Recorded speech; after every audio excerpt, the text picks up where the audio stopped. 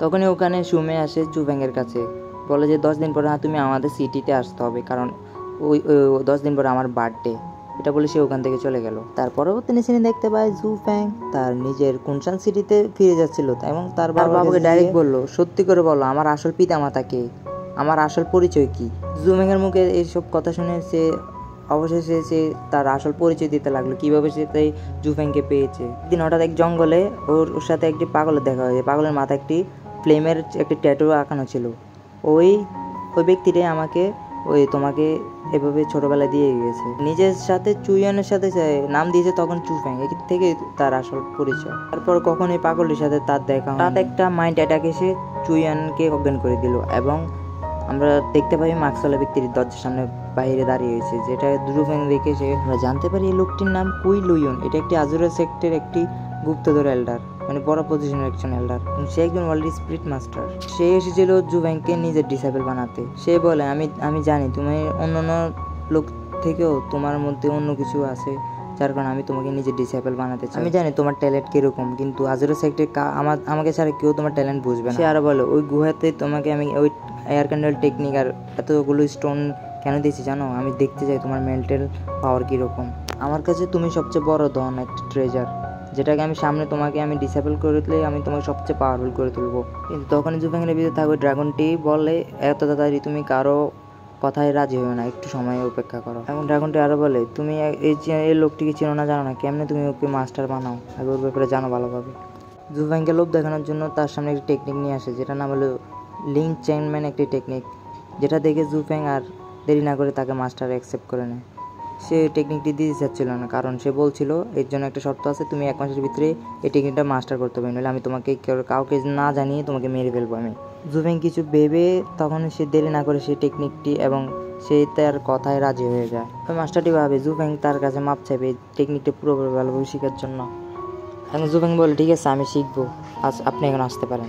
এটা বলে ওই মাস্টারটি ওখান থেকে চলে যায় এবং অপেক্ষা করে আবার দেখা হবে 1 মাস পরে। এটা বলে সে ওখান থেকে চলে গেল।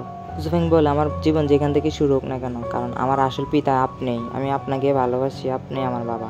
তারপর সে দেখতে পাই জুফেং একটি গুহার মধ্যে কাল্টিভেট করছিল। তখনই তার মাইন্ডের মধ্যে সে তার ইনার ওয়ার্ল্ডে চলে যায়। সে ইনার ওয়ার্ল্ডে গিয়ে ওই একটির সামনে কথা বলছিল তুমি আমার ইনার ওয়ার্ল্ডে কী করো, তুমি এখানে কি করে এসছো? একটুও বলে, আমি জানি না, আমি যখনই আমার জ্ঞান ফিরেছি আমি তোমার এখানেই দেখেছি, আমি জানি না কীভাবে এখানে এসেছি, কিন্তু আমি এটা জানি যে আমি এখান থেকে আছি আজ 15 বছর। হয়তো তোমার পরিবারের মধ্যে কেউ আমাকে এখানে তোমার মধ্যে সিল করে রেখেছে। জুফেংকে বলে, আমি জানি তুমি কতবার ছোটোবেলায় মুতে দিয়েছো এবং কতবার তুমি তোমার প্যান্ট ভরে ফেলেছো, আমি সবই জানি। এটা বলছে, কিন্তু আমি তোমাকে সব থেকে দিই, কিন্তু আমি এখনও 15 বছর হচ্ছে আমি এর ভিতরে আটকে রয়েছি, আমাকে এখান থেকে বের করো আমাকে। তখনই জুফেং লক্ষ্য করে একটির ভিতরে একটি মানুষের আকারে একটি ভিতরে কি একজন আছে, স্পিরিট মনে হয় এটা। যখনই সে ওটাকে হাত দিয়েছে ডিমে, তখনই তার স্পিরিচুয়াল এনার্জি ওই ডিমে অ্যাবজর্ব হয়ে সেই ডিমটি ভাঙতে লাগলো। এবং তারপরের সিনে দেখতে পাই ওই ডিমটি থেকে একটি সুন্দর একটি স্পিরিট বেরিয়ে এলো, যেটা থেকে জুফেং পুরোই অবাক। ওই স্পিরিট কুইনটি বলে, আমি জানি না যে মানুষ এতটাই বোকা, তোমাকে বোকা বানিয়ে কীভাবে আমি তাড়াতাড়ি বের হয়ে গেলাম এই ডিম থেকে। এবং সে বলে, যাক তুমি এখানে আছো, এখানে তুমি সারা জীবন থাকবে, আমার সাথে কথা বলবে। জুফেং বলে, আমি তোমার সাথে এখানে থাকি আমার কী লাভ, আমার কি হবে তোমার সাথে কথা বললে? জুফেংকে বলে স্পিরিটটি বলে, তুমি আমাকে যে বাইর করেছো তার জন্য ধন্যবাদ, আমি তোমাকে একটি গিফট দিচ্ছি। যে ওই চেনপেন টেকনিকটি তার মধ্যে অ্যাবজর্ব করিয়ে দেয় এবং বলে, এই থেকে তুমি তোমার কম্পিটিশন তুমি ইজিলিভাবে জিততে পারবা, তোমার কাল্টিভেটের জার্নিতে তুমি বেশিক্ষণ পাওয়ার হোল্ড করে রাখতে পারবা। ওই স্পিরিটটি বলে, আমি জানি আমার কাছে একটি রহস্যময় কথা আছে তোমার জন্য, তুমি এটা জানো না। তোমার ইনার ওয়ার্ল্ডে আরও একটি জিনিস আছে, একটি গেট দেখতে পাচ্ছ না, ওটার মধ্যে একটা ভয়ঙ্কর পাওয়ার আছে, যেটা দিয়ে তুমি এই পুরো কন্টিনেন্ট ধ্বংস করতে পারো। তুমি যদি এটা ভালো কাজ ইউজ করো তাহলে তো ভালোই, খারাপ কাজ ইউজ করলে তুমি পুরো ধ্বংস করে দিবে পুরো এই কন্টিনেন্টগুলো। তখনই জুফেংকে বলে, তুমি আমার সাথে একটি কন্ট্রাক্ট বানাও, যার মাধ্যমে আমি তোমাকে পাওয়ার দিব, তুমি আমাকে কাল্টিভেট করতে হেল্প করো, আমি তোমাকে সকল জীবের কাল্টিভেটের পাওয়ারের অ্যাবজর্ব করতে ওই এসেন্সগুলো দিব, অনেক পাওয়ারফুল হতে পারবা। তুমি তো জানো তুমি এই পাওয়ার দিয়ে তুমি কিছু করতে পারবে না, তাই বলি তুমি আমার সাথে কন্ট্যাক্ট করে নাও, তুমি পাওয়ার পেলে আমারও লাভ হবে, তোমারও লাভ হবে। কথাগুলো ভেবে জুফেং শেষমেশ সে কন্ট্যাক্ট করতে রাজি হয়ে যায়। এবং তার সাথে সে কন্ট্রাক্টটি কমপ্লিট করে ফেলে, যেই কারণে জুফ্যাংয়ের সামনে অনেকগুলো বাধা সে সহজেই কমপ্লিট করতে পারে। কাল্টিভেলের অনেক বড় সে ফায়দা পাবে, বেশি মারাত্মক সময় সে তাকে পাওয়ারও শেয়ার করবে। এটা বলে সে তারপর সিনে দেখতে পায় সুমের সিটিতে দেখানো হয়, যেখানে সুমের ওই বার্থডের দিনটা দেখানো হয়েছে। একটা প্রিন্স সুমের জন্য বিয়ের জন্য সে একটা প্রস্তাব নিয়ে এসেছে। ওই প্রিন্সটি বলে, আপনাদের ফ্যামিলি আর আমাদের ফ্যামিলির মধ্যে যে ঝগড়া চলছে তার একটাই সমাধান, আমি আপনার মেয়েকে বিয়ে করতে চাই। যদি প্রস্তাব রাজি হন তাহলে আমাদের এই যুদ্ধ বন্ধ হবে। এটা যদি না করেন আপনি তো জানেনই পরবর্তী কী হবে, আপনার এই সুজুকি সিটির অবস্থা কী হবে আপনি ভালো করে জানেন। এটা বলছিলেই তখন পিছন থেকে দেখানো হয় জুফ্যাং ওই প্রিন্সটির গিফটগুলো নিচে ফেলে দিয়েছে। এটা থেকে ওই প্রিন্সটা অনেক রেগে যায়, বলে তুমি এখানে কেন এসেছো। এটা বলেই তাদের মধ্যে অনেক ইন্টেন্স ফাইট শুরু হয়ে যায় এবং দুজন তো সমান বরাবরই ছিল। জুফ্যাং তো চায় ওই সুমেরকে ইমপ্রেস করার জন্য।